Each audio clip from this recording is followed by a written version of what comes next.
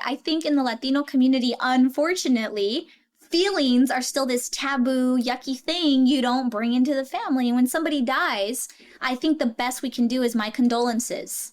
Or we don't say anything and then you just bring a whole bunch of food. Like we stuff each other's faces, but nobody actually says, hey, like, let's process, let's talk about this. There's these things called grief support groups. My mom has stage 4 cancer in her bones and in her breast. My dad's disease was 15 years, he died of ALS. I made a podcast about death, seemed like the thing to do. And if you're sad by all of this, well, you're gonna die too.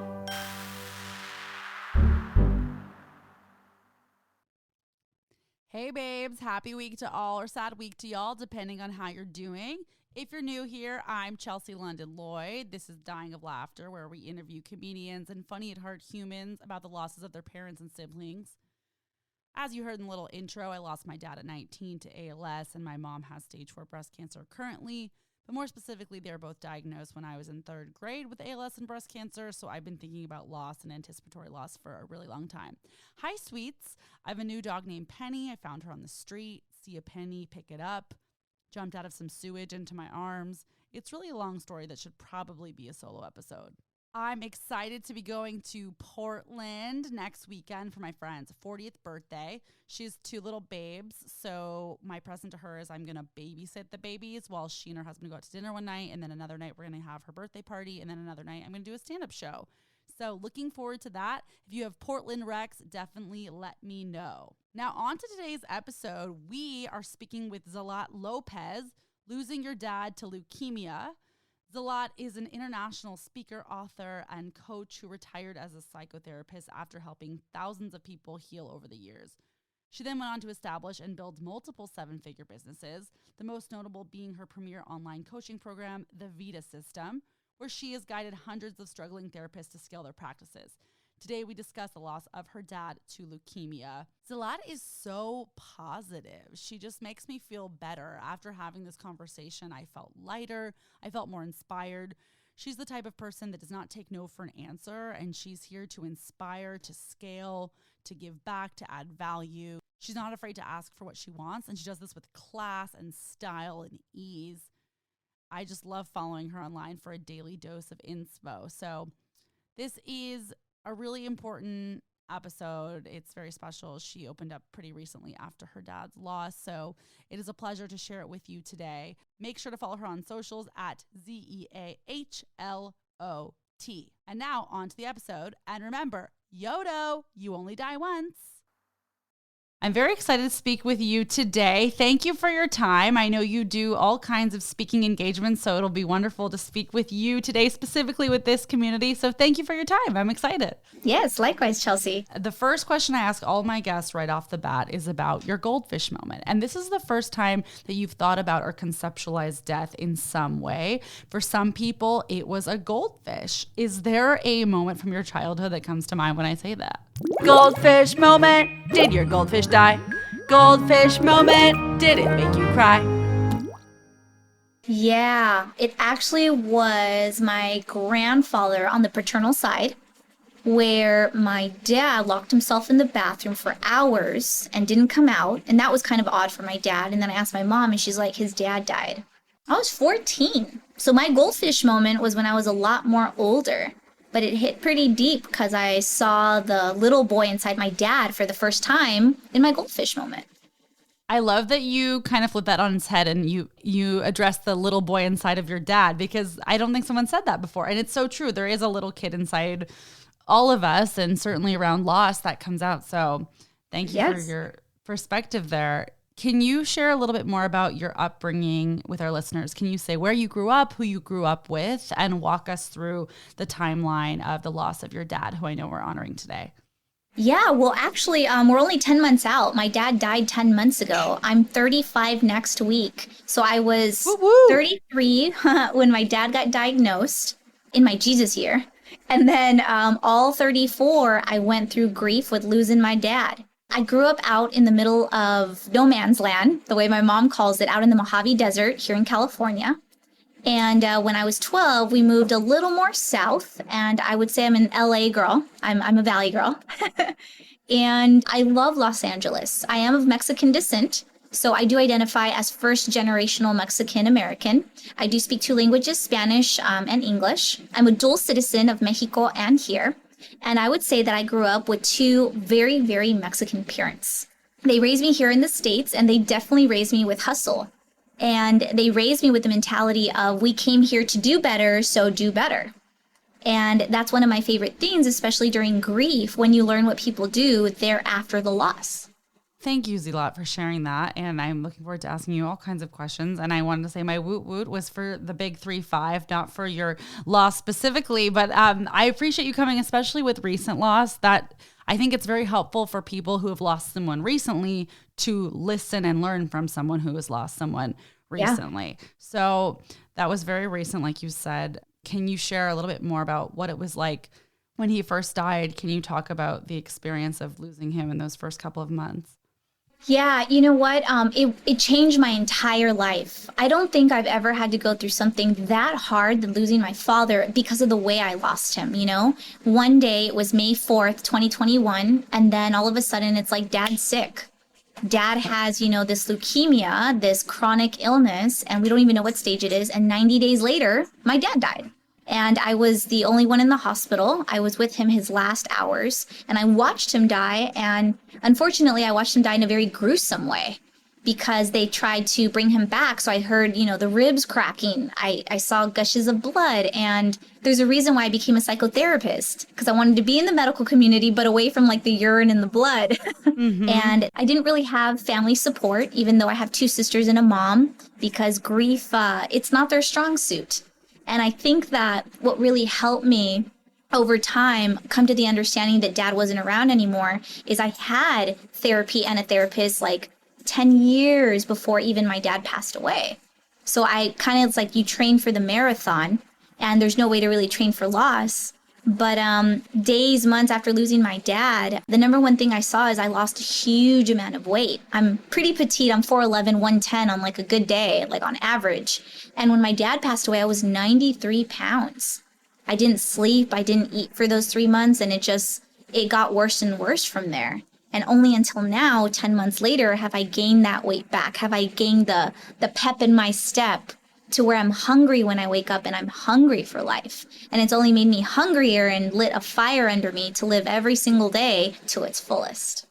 Beautifully said. And I'm really interested in what it's like to have lost someone so quickly. You know, my experience is the opposite, which most people do not have a parent sick for over 15 years. Like this is so that's in and of itself a bit bizarre, but also not everyone loses someone as quickly as 90 days. I would say a lot of people, it's somewhere in the middle, like a few years, like 2 or 3 years. So what was it like when you found out he was diagnosed, and how were those 3 months for your family? What came up for you?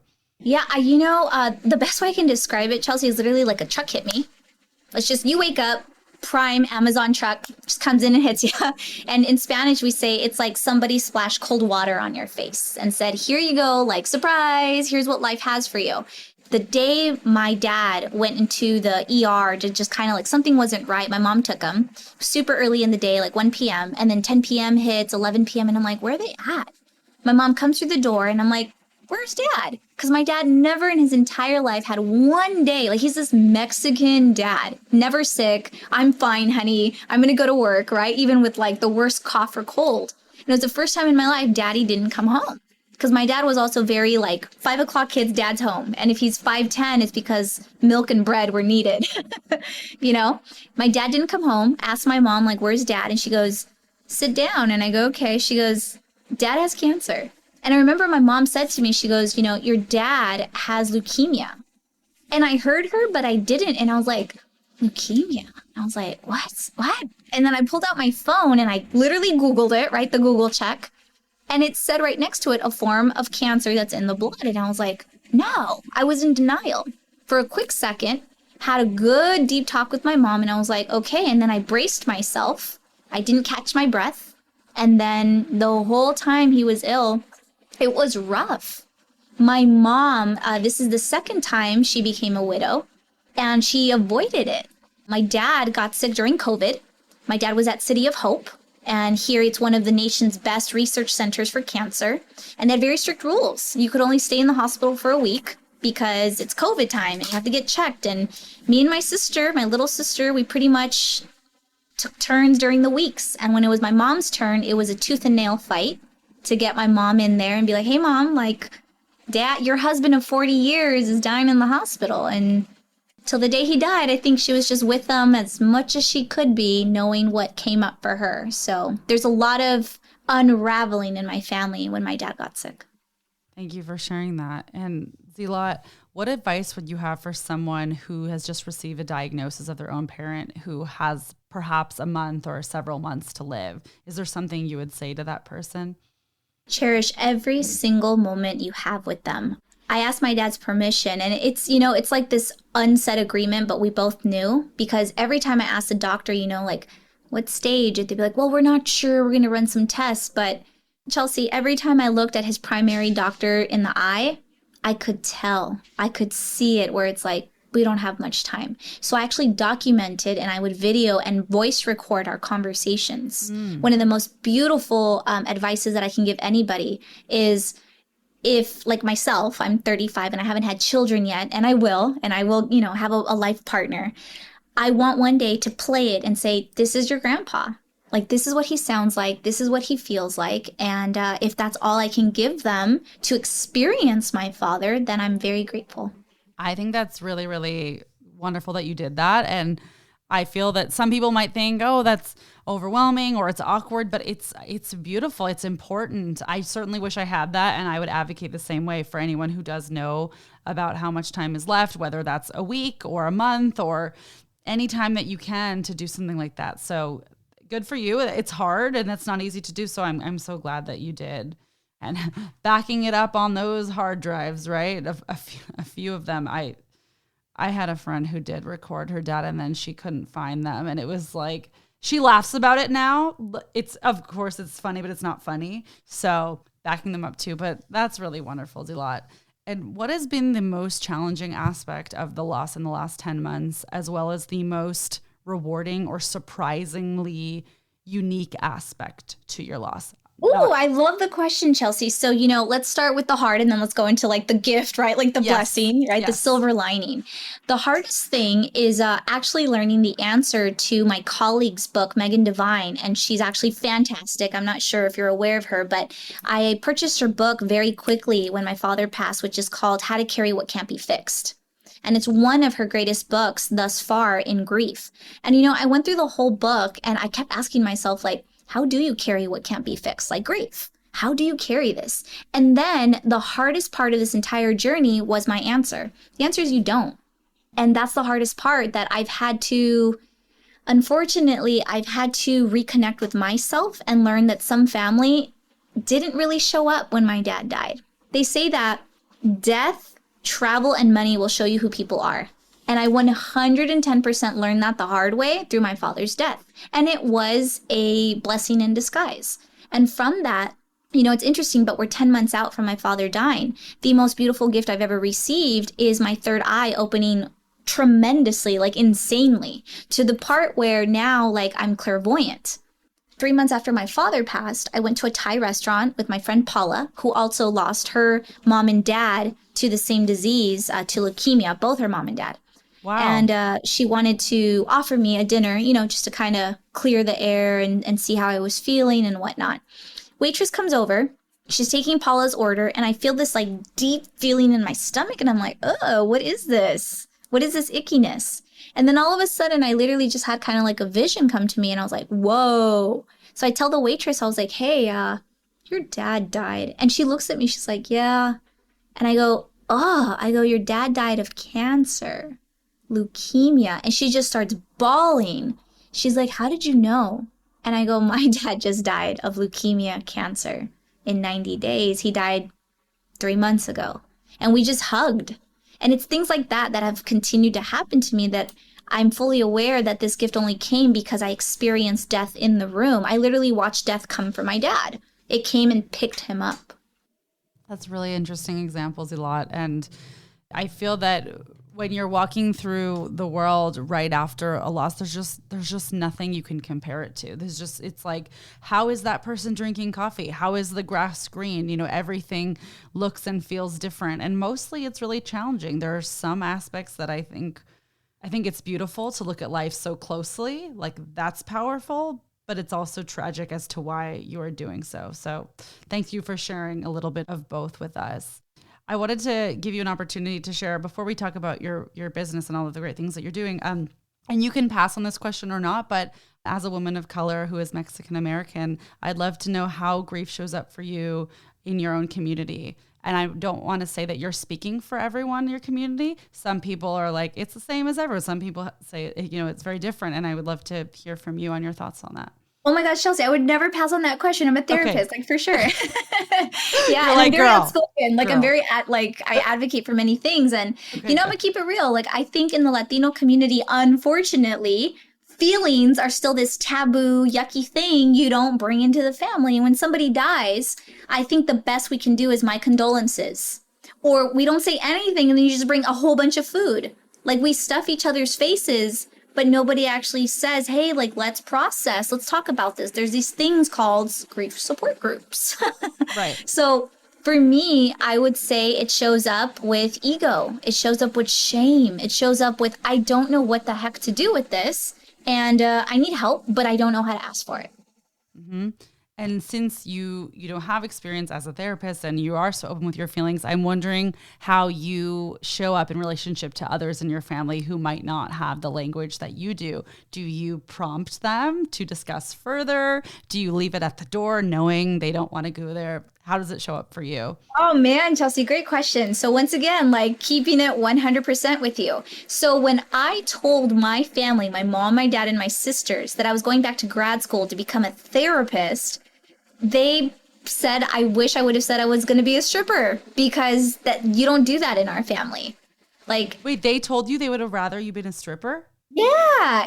But, you know, it's pretty much that because Wow. my mom even joked with me. She's like, Z, you got to be insane. She's like, you're going to pay somebody to teach you to talk with people?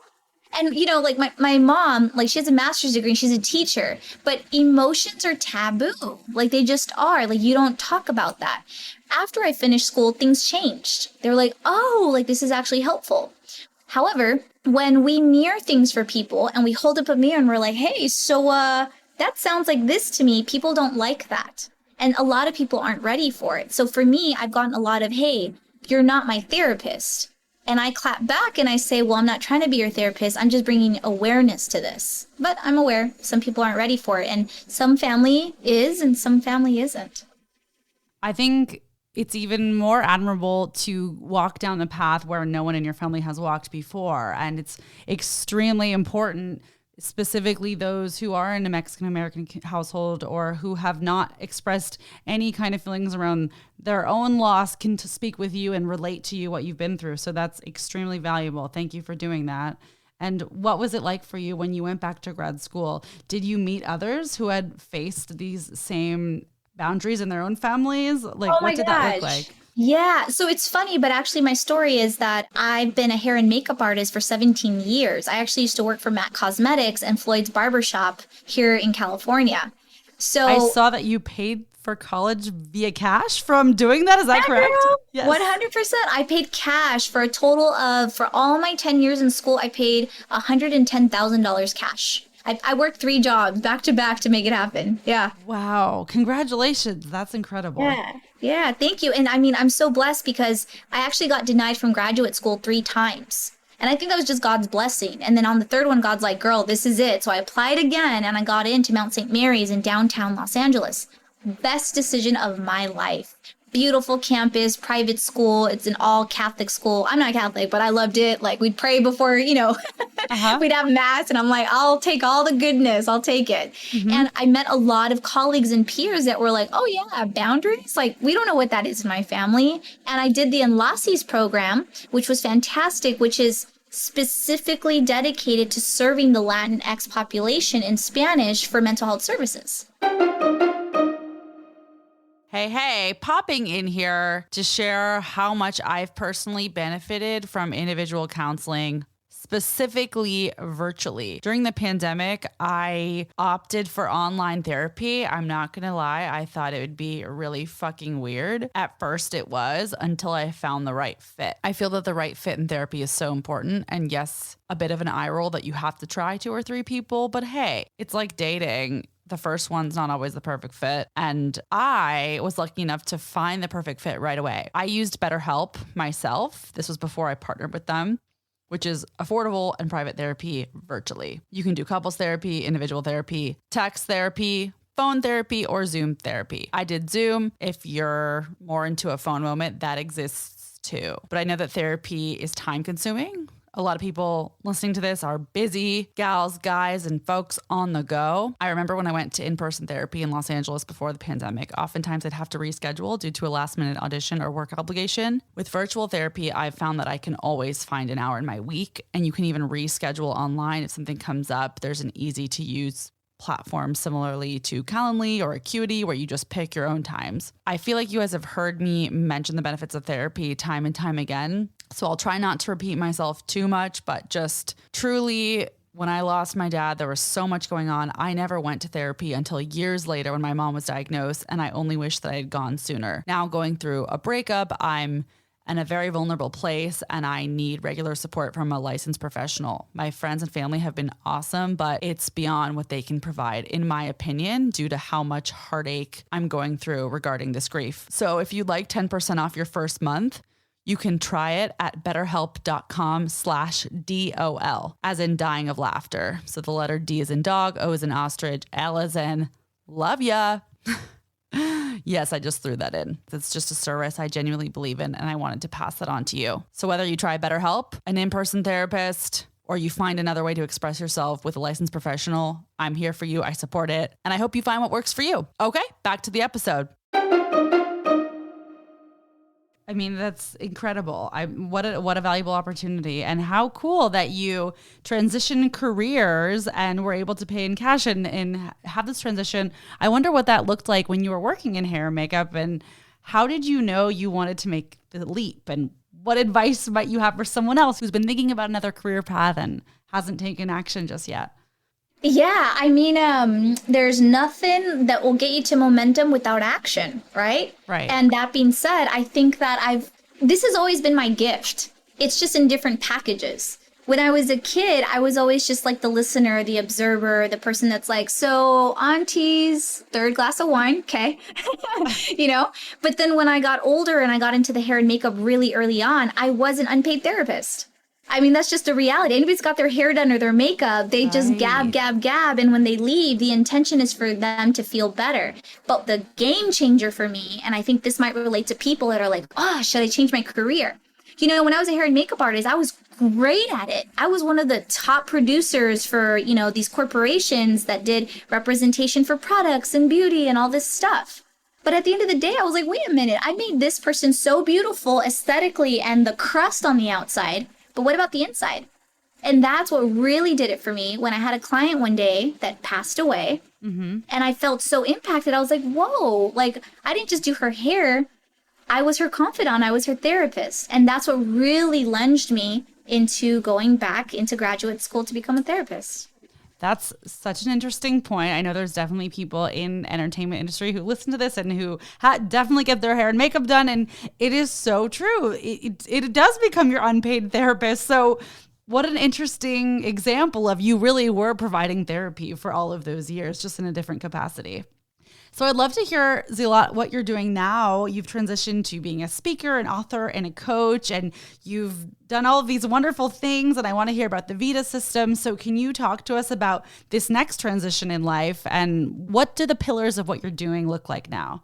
Oh my goodness, I love the question, Chelsea. So, I'm actually going to go further out. I'm really big on manifesting and just thinking years ahead, right? Yay, I love this. I'm excited for what you're going to say. Yes, it's funny, but I'm just as much business as I am woo-woo. Like, check out my rings, like, right? Awesome. Yeah, and I believe in it. So I'm going to take you 5 years out. So I'm turning 35 next week, right? Mm-hmm. Next Monday is my birthday. Happy birthday. We love to hear it. Thank you. Yes. Celebrating life, right? So 5 years from now, Chelsea, I have probably either my twins that are tiny or I'm pregnant. Either one, it's a done deal. I have my life partner and I'm impacting and definitely advocating and upbringing women globally, economically.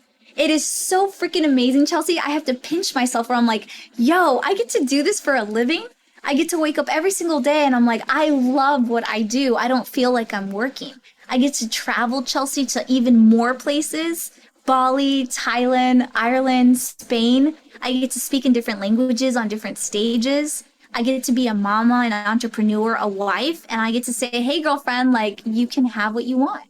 That's what's next for me. Okay, I just got chills. I mean, see you there. You're doing it all. I have no doubt. So that's incredible. And how did you choose to go from therapy to speaking? Did you have an inkling when you're speaking with people one-on-one? I would love to do this and talk to more people at once. Did it happen naturally? Did you take a course? Like, what did your career transition look like there? Yeah, that's a great question. You know, I'm actually a paid speaker now, but girl, let me tell you, like back in the day, like it wasn't a struggle. It was more of a unrefined gift.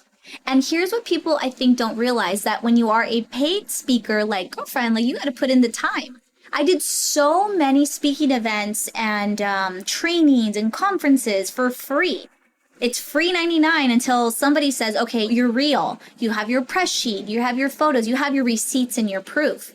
I also did Toastmasters for 3 years and I loved it. I'm a huge geeky fan of like Toastmasters.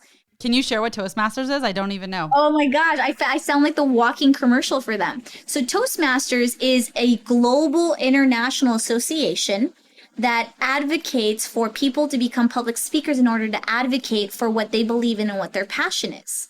And so it's this really, really old association, but there's chapters everywhere. So even in states, they'll have like 36 different chapters. So people go and they practice their speaking. So they'll have improv, they'll have speeches that inspire, speeches that inform, and so on and so forth.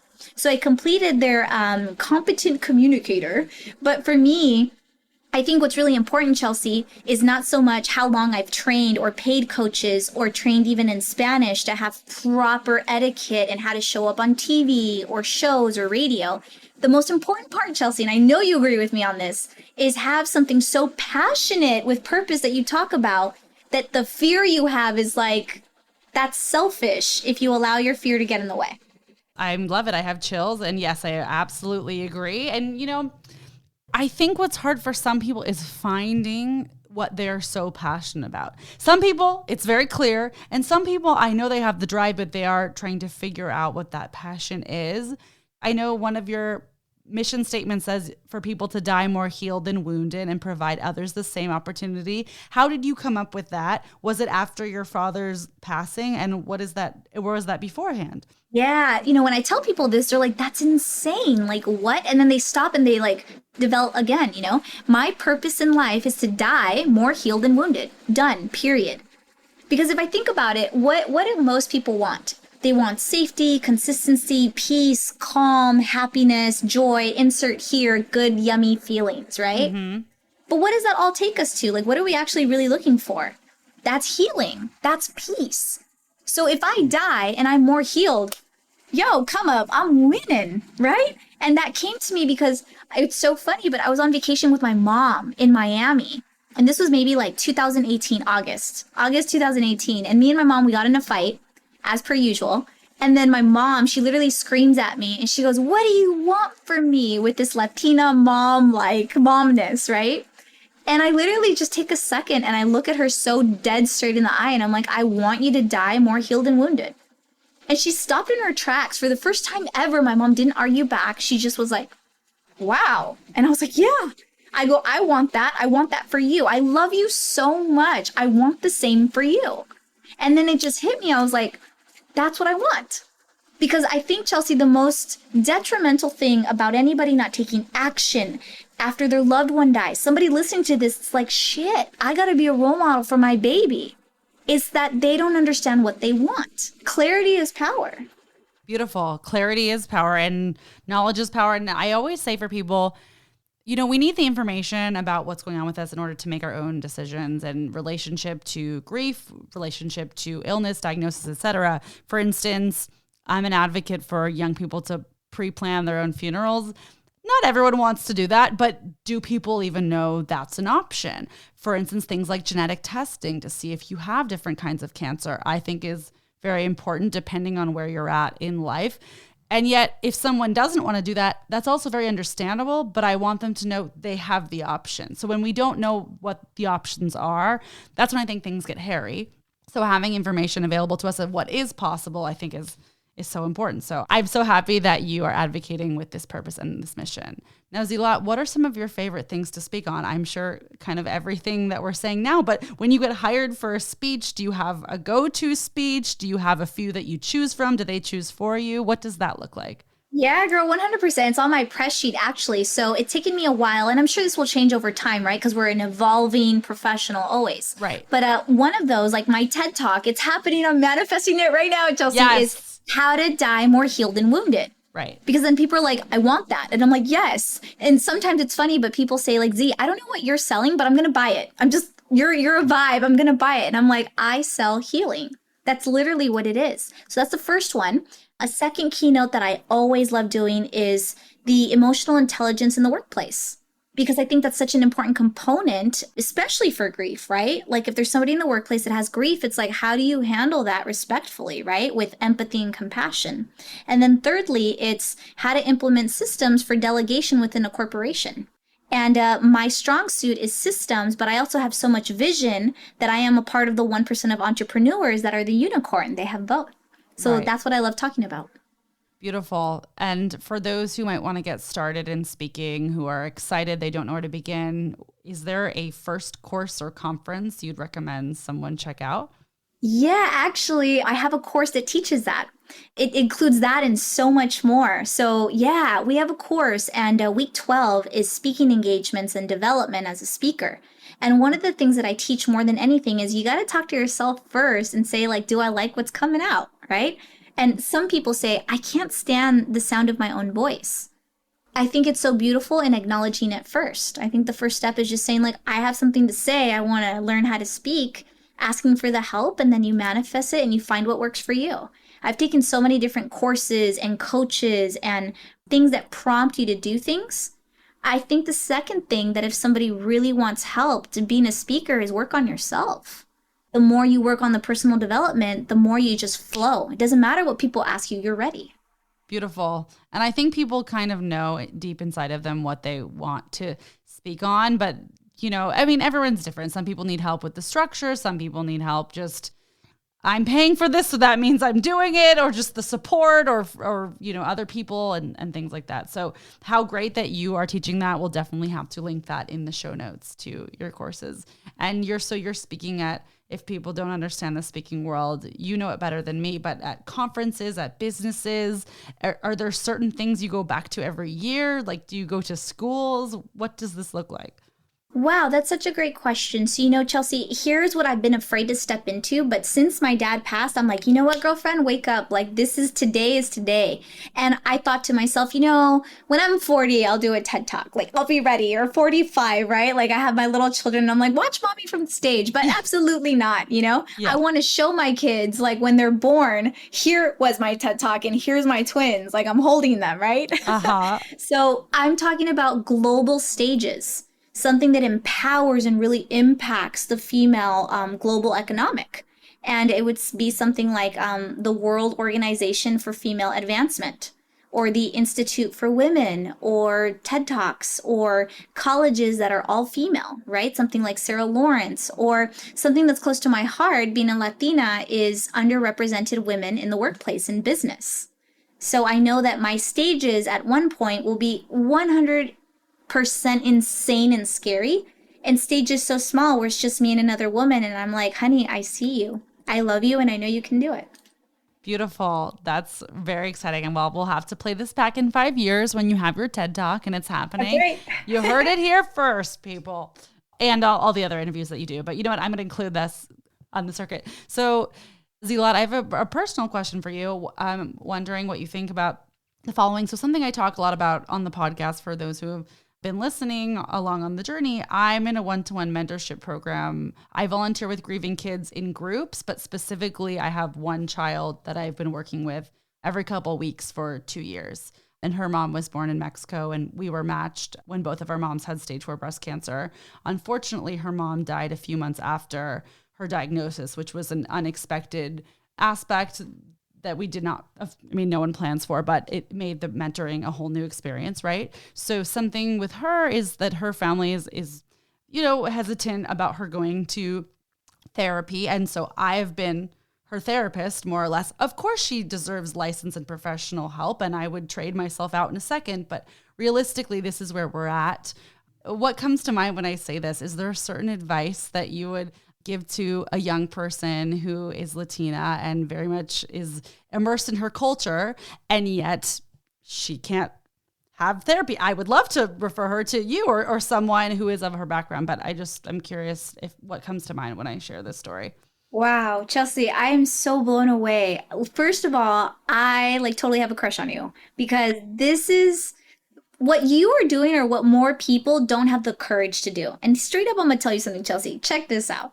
Girl, I've almost been a therapist for 10 years and I'm gonna say this and people are gonna come for me, but I'm like, whatever. There's really great, amazing therapists and then there's some shitty ones. Like some that you're like, how, Sway? Like, how are you doing this? Like, why are you even trying? And I think that somebody that shows up when there's absolutely nothing on the other end for them in it, that is what you need in this world. You need love. You need people who show up and say, hey, I have no idea what to say. I'm just so grateful you told me and I'm holding space for it. I think that is the biggest advice, that more people need to do this. Yeah, okay, some people are licensed, but look, Chelsea, I could have 3, 4, 5 million papers on the wall that said, blah, blah, blah, blah. I went to school for this many years and at ABC plus. That doesn't mean anything if my human doesn't show up. So my best advice for somebody that is hearing this, that happens maybe to be a woman of color or a woman, and she's struggling with this because she may not have access to mental health services. She may not advocate for it or know how or just any of it. I would say start exploring yourself first. It literally just starts with your phone. Take a note. What am I feeling today? And when you take inventory, you start to learn yourself. When you learn yourself, nobody can control you. Nobody can take over that. Power starts within. Wow, that was really powerful. Thank you for reflecting that back and for the advice. I do appreciate it. And I think we can all in this world volunteer in some capacity. And I think that's something unfortunate about American culture is we just don't prioritize volunteering and certain, let's be clear, there are certain people, it is not the time or the place. I'm a huge believer in getting paid for your work and what you're doing. And that's very valuable. And if you have kids and you're working multiple jobs, okay, no. But what about all of these people in their 20s or 30s or 40s who do have a few extra hours every month to give back in some way? And it doesn't have to be weekly. I even say, what's the yearly thing you do? Is there something on Thanksgiving that you do? And it's just kind of unfortunate that our culture doesn't prioritize volunteerism as much as other cultures. Other cultures, it's cool, you do it, and it's part of the fabric. So I always put it out there. I agree. You're right. Yes, I also am talking out of both sides of my mouth and people should be paid. So there's a difference. There's different groups of people. Don't give all of your time away for free, but can you give some? And then the last thing with her that's been really challenging as of late. So we started when she was 9 and she's now 11. I just went to her 5th grade graduation, which was really cute. And yes! I will say she almost didn't graduate. She doesn't turn in her things on time because the people in her life, she doesn't have parents. So she never had her dad is not in the picture and graduating is not a given. So I went to her graduation. I was very complimentary of her efforts. Something that's hard is she's young and she's kind of ready to stop talking about her mom. She's kind of I don't think about her as much. And that breaks my little heart too. So it's holding the space for her real feelings to exist and yet also reflecting back questions well, how do you think your mom would have been if she was here? Because I don't want her to forget. So that's the challenge I'm going through right now. I just kind of went on a whole tangent. I might cut some of this, but thank you for listening, Z. I appreciate it. Chelsea, we're here for it. I'm thankful for you because if you didn't do this and have the courage, people wouldn't learn that there's other people that feel X kind of way with grief. Oh, well, thank you so much. I appreciate that. Zeahlot, is there something that you really wish that I had asked you? Is there something, before I ask about closing thoughts and I have some end questions, but is there anything that you really wanted to talk about that you didn't get to so far? Yeah, that's funny you ask. And here's what comes to mind. I remember that I used to work with a daughter and mom, and dad had passed away. So funny, right? How life is, how it teaches you lessons, and it's kind of like this could be your life, but it's not. So then there's just this little tiny bit of, but it's not me. And I was working with this mom and daughter for many years, and it got to a point where the daughter wouldn't communicate how she was feeling with dad's loss. So mom decided to say, okay, sweetheart, well, listen, I'm going to create this little heart out of plastic for you. I'm going to decorate it. And when you're feeling some kind of way, flip it so I know when I walk into your room what I'm walking into. So the night before, just kind of tell me how you're feeling. And I was like, great. We got somewhere with all these months of, sessions, right? I love that. And it popped in my head right now. And I realized that it's really important to ask, like, where is a piece of your dad on a daily? Because when my dad passed, like, I just quickly got something taken from me that I had had my whole life. I'm privileged enough that I grew up in a 2-parent household and with a daddy, and as a daddy's girl. My dad didn't have sons. So my dad would always take me outside and I'd do the boy things. And 3 months after my father died, I actually went to one of my favorite jewelry stores and I bought a little heart. And I put daddy on it, and on the back of it, it has the date of death. And this is a little piece of me that I have with me every single day with my dad. And interestingly, I'm aware and I know that I won't always have this necklace. It's a friendly reminder that when it breaks or when it tears down, it is meant to go and to accept it. Because it has served its purpose, just like my father in my life. My father has served his purpose and taught me what he needed to. That's a really beautiful metaphor, just even with the wear and tear of the physical and manifesting into something spiritual or what have you, or wherever it ends up. I really love that imagery. Zeahlot, because it is the Dying of Laughter podcast, is there a comedic moment that has surrounded your experience of grief, death, the funeral, pre-planning, etc.? Or if not comedic, something so bizarre, unusual, or out of the ordinary that you just had to laugh? And if not, that is okay too. No, I love the question, Chelsea. So, this is a great question. So it's funny, but I love comedy, and my favorite is actually stand-up. I actually have a stand-up routine that I'm working on. I'm not brave enough yet, but it's actually titled Dating as a Psychotherapist, because that's a whole situation. Where am I going with this? Oh my gosh, obsessed. I want to see that. You have to do it. That's going to be so good. I should do it. Yeah. So it's funny, but people have asked me, like, Z, like, you like comedy? I'm like, I love comedy. And they're like, who's your favorite comedian? And you know what I say, Chelsea? I'm like, God. And they're like, what? I'm like, yeah, God. We plan, God laughs. That is my absolute favorite moment because, as humans, as people, as flawed people, we make all these plans and we think we're so great. Like, we think we're like the boss of us. And then all of a sudden, life hits you in the face and God says, just wait. I have so much more for you, so much goodness, so much lessons. And with love, with pleasure comes pain. It's a balance in life. So my absolute favorite moment has just been all of this, the through part. That's the most comedic spot. I have not heard someone say that God is their favorite comedian before, and I'm obsessed. I'm totally here for that. That makes so much sense. And Zeahlot, I'm excited for you to explore. Stand-up is my jam, and I love it, and you can do it. We need more female comedians. I feel like if you ever want to chat, I'm happy to, and I'm like, go for it. You already speak. You already have it, and it's like, you got this. You got this. Thank you. Yes. I'm going to take you up on that, Chelsea, but it's funny. I'm actually... in less than 5 days, I'm moving out of the U.S. I'm actually moving to Mexico because why not? That's what my dad's death did. It just said, hey, girl, like the world is your oyster. Your computer can go anywhere and let's do it. So I'm going to do some stand-up around the world. Oh, my goodness. Congratulations. What an exciting transition. What city are you moving to? Where are you going? Tulum. Yeah. Wow, I'm going to try it out for a bit. Oh my goodness. Okay. Do you have friends or family in Tulum, or will you be turning a new leaf and seeing who you meet and what you find? You know what? It's so funny. What we seek is seeking us. So I'll go see what has been looking for me. Right. Oh, I love that. That's really powerful. Oh, that's exciting. I just got chills again because what a cool opportunity to, why not? Like you said, why not? And you can work virtually and connect with people in the US or not. It's all, you're here for it. I'm here for this for you. Wow. How cool. How did you come to this decision, lastly? Like, is this something you've been thinking about for a while, or did you just one day wake up and say, I'm going to do this? No, great question, Chelsea. I actually had this idea as a baby seed in my head before my dad got sick. And then 6 months after that thought, my dad did get sick, and it was the fire under me that I had to go through grief first, but then after that, I was like, you know what? Like, I'm meant to live. You wake up one day after you have a loss and you're like, am I happy? Did I say I love you to the person? Did I have time to go ride a bike and breathe some like nasty grass? No. I want that though. So I just decided, why not go and live in different places, because it grows you the most.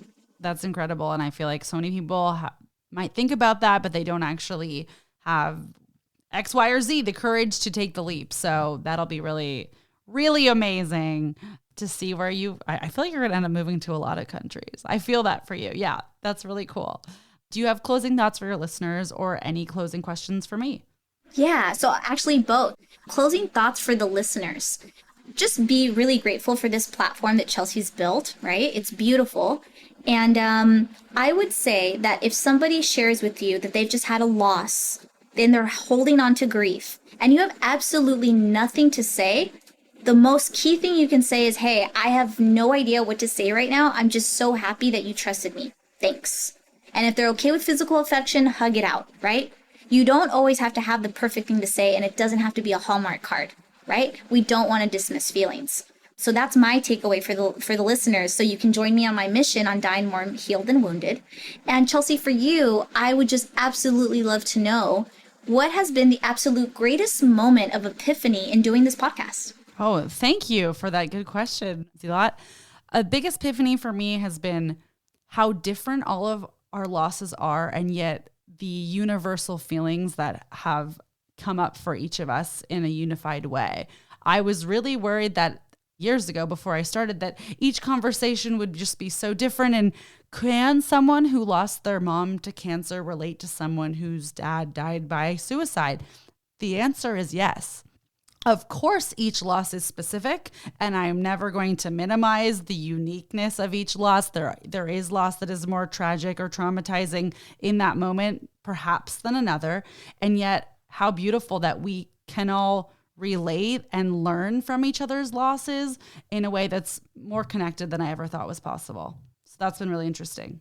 100%, Chelsea. That connection piece is so important. I always say at the end of my podcast, I say, I see you, Chelsea. You see me. I love you. The connectedness. Do you say that at the end of your interviews? That's amazing.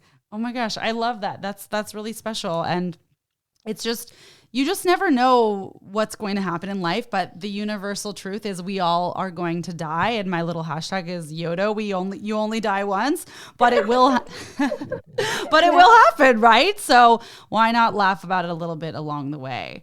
Zeahlot, second to last question.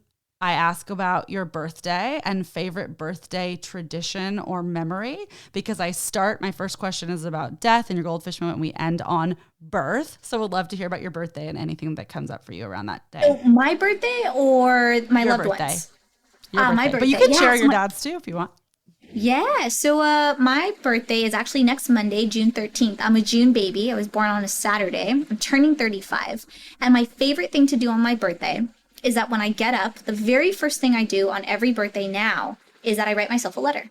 And I reflect wholeheartedly on the entire year that has just passed in gratitude, how I've grown, the BS that went on, the funny parts, the not so good parts, and then just literally talking to myself and saying how freaking proud I am of you because you got through another year and you're here killing it. So that's my favorite thing to do on my birthday. Wonderful. Do you keep all of those in one place? Do you have those letters written? Wow, that's really cool. I do actually. So the first one I ever wrote was handwritten, but all the others I type them up and I keep them on the ever growing cloud, right? Yes, that's really cool. And one day when you're 75, you can look back and have all of these interesting memories. So how cool. I hope that inspires someone else to do that if they've been thinking about it, or if they haven't thought about it, but they're just like, that's cool. I want to do that.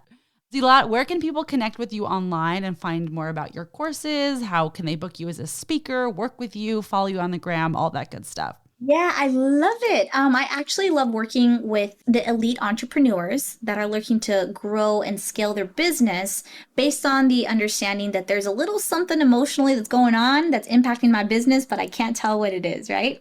So I am a spiritual business coach. And my name's the only one in the world, so people can find me on Instagram, Facebook, LinkedIn, TikTok as Zeahlot. So as long as they just spell my name out, it's the only one out there. So we did a really great job on grabbing all the handles that match my name. Perfect. Well, at Zeahlot, I will link all of that goodness in the show notes. Thank you so much for being here. I feel very inspired having spoken with you today. So thank you for your time. I really appreciate it. This was wonderful. You're welcome, Chelsea. Thank you for having me. Chelsea, this was fun. Yay. I love fun. I love having fun. Let's have fun.